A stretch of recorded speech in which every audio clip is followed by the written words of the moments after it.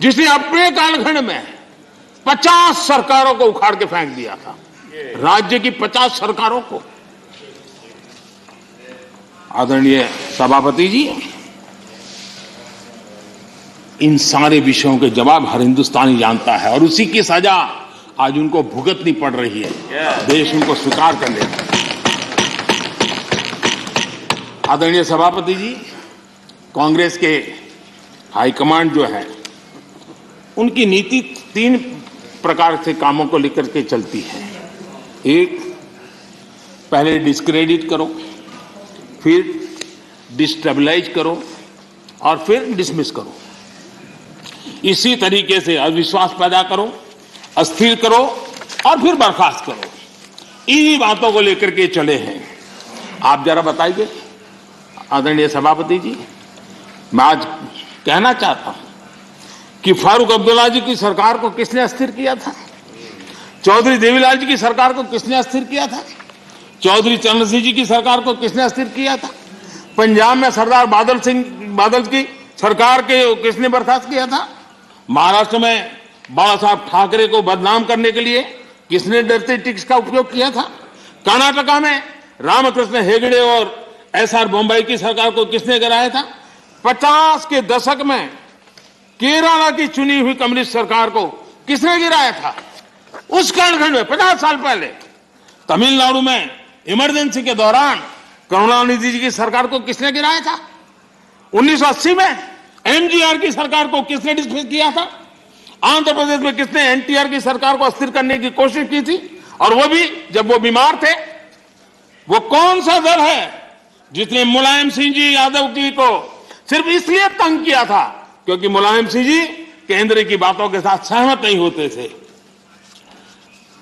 कांग्रेस ने अपने नेताओं तक नहीं छोड़ा है। आंध्र प्रदेश में कांग्रेस सरकार अहम भूमिका निभाई। उसके साथ क्या किया? जिस केंद्र ने यहां सत्ता में बैठने के लिए उनको मौका दिया था, उनके साथ क्या किया? उन्होंने बहुत शर्मनाक तरीके से आंध्र प्रदेश का विभाजन किया। माइक बंद कर दिए गए, मिर्ची स्प्रे की गई, कोई डिस्कशन नहीं हुई।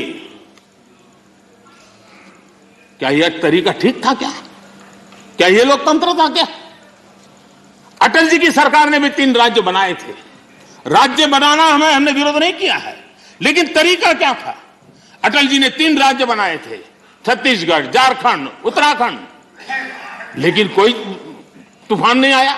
शांति से सारा निर्णय हुआ, सबने मिल बैठ करके निर्णय किया। आंध्र तेलंगाना के भी हो सकता था, हम तेलंगाना के विरोधी नहीं है, साथ मिलकर के किया जा सकता है, लेकिन आपका अहंकार, सत्ता का नशा, उसने देश के अंदर इस कटुता पैदा की। और आज भी तेलंगाना और आंध्र के बीच में वो कटुता के बीच तेलंगाना का भी नुकसान कर रहे हैं, आंध्र का भी नुकसान कर रहे हैं, और आपको कोई राजनीतिक फायदा नहीं हो रहा है। और हमें समझा रहे हैं आदरणीय सभापति जी, हम कोऑपरेटिव फेडरलिज्म के साथ साथ एक नए बदलाव की ओर चले और हमने कोऑपरेटिव कॉम्पिटिटिव फेडरलिज्म की बात कही है। हमारे राज्यों के बीच में विकास की स्पर्धा हो, तंदुरुस्त स्पर्धा हो, हम आगे बढ़ने की कोशिश करें। दल किसी का भी कोई राज क्यों ना करता हो, और उसको प्रोत्साहन देना हमारा काम है और हम दे रहे हैं। आदरणीय सभापति जी, मैं आज उदाहरण देना चाहता हूं।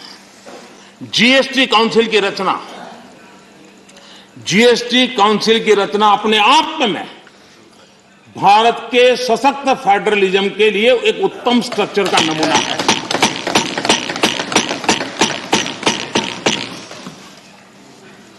रेवेन्यू के अहम निर्णय जीएसटी काउंसिल में होते हैं और राज्यों के वित्त मंत्री और भारत के वित्त मंत्री सभी इक्वल टेबल पर बैठ करके निर्णय करते। कोई बड़ा नहीं, कोई छोटा नहीं, कोई आगे नहीं, कोई पीछे नहीं, सब साथ मिलकर के दे। और देश को गर्व होना चाहिए, इस सदन को ज्यादा गर्व होना चाहिए कि जीएसटी के सारे निर्णय, सैकड़ों निर्णय हुए हैं, सबके सब सर्वानुमति से हुए। सभी राज्यों के वित्त मंत्री और भारत के वित्त मंत्री ने मिलकर के किए हैं। इससे बड़ा फेडरलिज्म का उत्तम स्वरूप क्या हो सकता है? कौन इसका गौरव नहीं करेगा? लेकिन हम इसका भी गौरव नहीं करते हैं। आदरणीय सभापति जी, एक और उदाहरण मैं देना चाहता हूं। फेडरलिज्म का।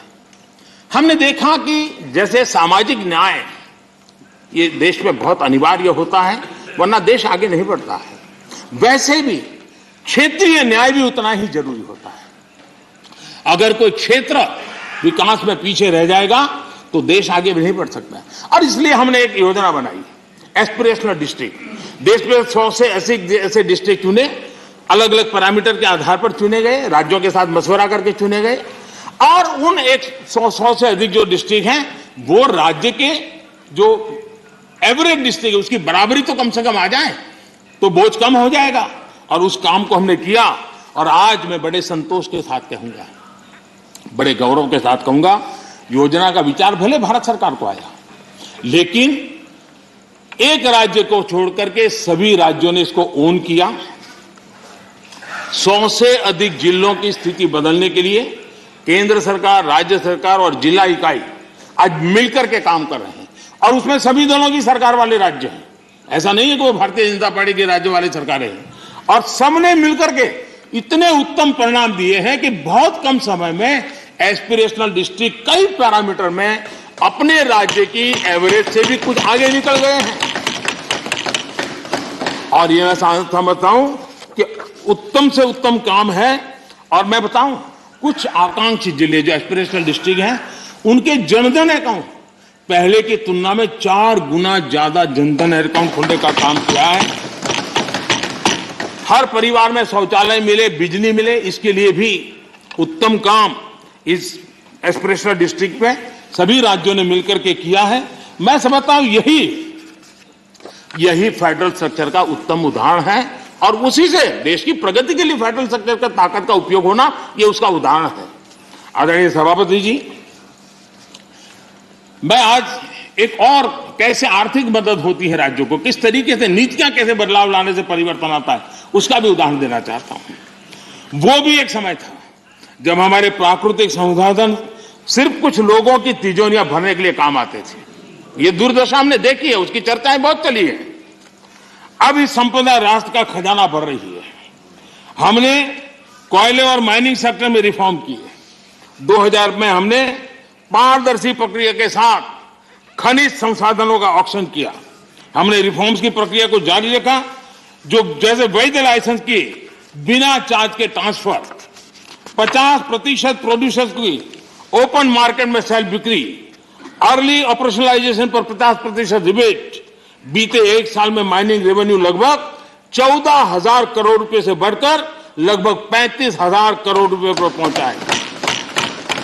ऑक्शन से जितना भी रेवेन्यू आया वो राज्य सरकारों को मिला है। ये निर्णय किया है। सबसे बड़ी बात यह है, ये सुधार जो लागू हुए हैं इसके राज्य का ही भला हुआ है, और राज्य का भला होने में देश का भला है ही है। कोऑपरेटिव फेडरलिज्म का इस क्षेत्र इतना बड़ा महत्वपूर्ण निर्णय, और उड़ीसा इस रिफॉर्म्स को लागू करने में अग्रिम राज्य रहा। मैं उड़ीसा के मुख्यमंत्री जी को अभिनंदन देता हूं कि उनकी सरकार ने सारे रिफॉर्म्स में हमारे साथ कंधे से कंधा मिलाकर के काम किया है। आदरणीय सभापति जी, यहां पर यह भी चर्चा हुई कि हम इतिहास बदलने की कोशिश कर रहे हैं। कई बार बोला जाता है, बाहर भी बोला जाता है, और कुछ लोग लिखा जाते हैं। मैं देख रहा हूं कि कांग्रेस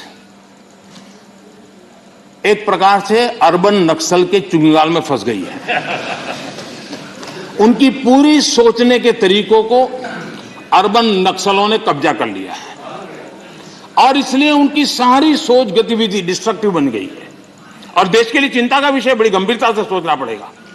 अर्बन नक्सल ने बहुत चालाकी पूर्वक कांग्रेस की इस दुर्दशा का फायदा उठा करके उसके मन को पूरी तरह कब्जा कर लिया, उसके विचार प्रवाह को कब्जा कर लिया है, और उसी के कारण बार बार ये बोल रहे हैं इतिहास बदल रहा है। आदरणीय सभापति जी, हम सिर्फ कुछ लोगों की याददाश्त को ठीक करना चाहते हैं, थोड़ा उनका मेमोरी पावर बढ़ाना चाहते हैं। हम कोई इतिहास बदल नहीं रहे हैं। कुछ लोगों का इतिहास कुछ ही साल से शुरू होता है, हम जरा उसको पहले ले जा रहे हैं और कुछ नहीं कर रहे हैं।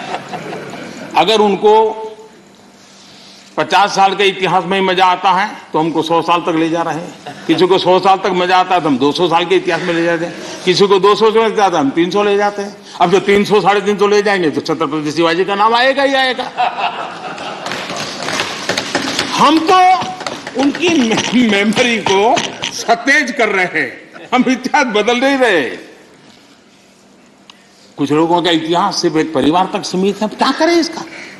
और इतिहास तो बहुत बड़ा है, बड़े पहलू है, बड़े उतार चढ़ाव है, और हम इतिहास के दीर्घकालीन कालखंड को याद कराने का प्रयास कर रहे हैं, क्योंकि गौरवपूर्ण इतिहास को भुला देना इस देश के भविष्य के लिए ठीक नहीं है।